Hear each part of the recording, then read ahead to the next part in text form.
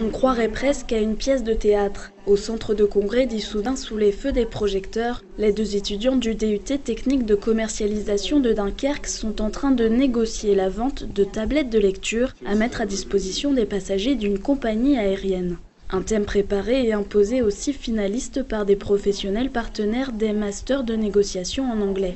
Les masters de négociation ont un avantage, c'est qu'on éprouve la capacité d'un étudiant à être en public, à être dans un jury, dans des vraies situations réelles de négociation. Donc on les pousse dans leur tranchement et c'est un espèce de sésame, c'est vrai.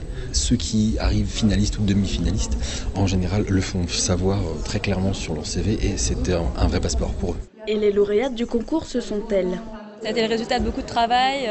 On a été audacieuses, on a osé des choses, on a pris des risques et on est content que ça ait payé. Une victoire qu'elles ne manqueront pas de faire valoir. La première voudrait poursuivre avec une licence 3 et un master d'anglais et finance, tandis que sa binôme va peut-être partir à l'étranger pour tenter de devenir coach sportif. Elle et les autres finalistes pourront même apporter la preuve de leurs prestations puisque pour la première fois, la finale a été filmée et transmise en direct sur Internet, un événement d'ampleur pour les 50 étudiants venus de toute la France sur invitation des Issoles du Noir. C'est un projet tutoré qu'on a organisé depuis 2 ans. On a invité tous les invités de France, en gros TC, pour qu'ils viennent participer à notre concours, pour qu'ils viennent négocier. On a mis toute la com en place donc, ici pour qu'ils fassent la finale ici et toutes les demi-finales à l'UT. L'événement était aussi une occasion pour les professionnels composant le jury de découvrir les aptitudes professionnelles des participants. L'anglais, ça reste le sésame pour le monde entier. Tout le monde le parle ou le massacre, mais on arrive à se faire comprendre partout.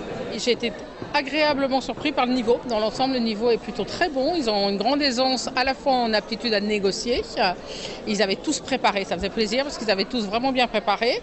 Et dans l'ensemble, plutôt un bon niveau d'anglais avec certains qui ont un excellent niveau d'anglais avec un très très bon accent.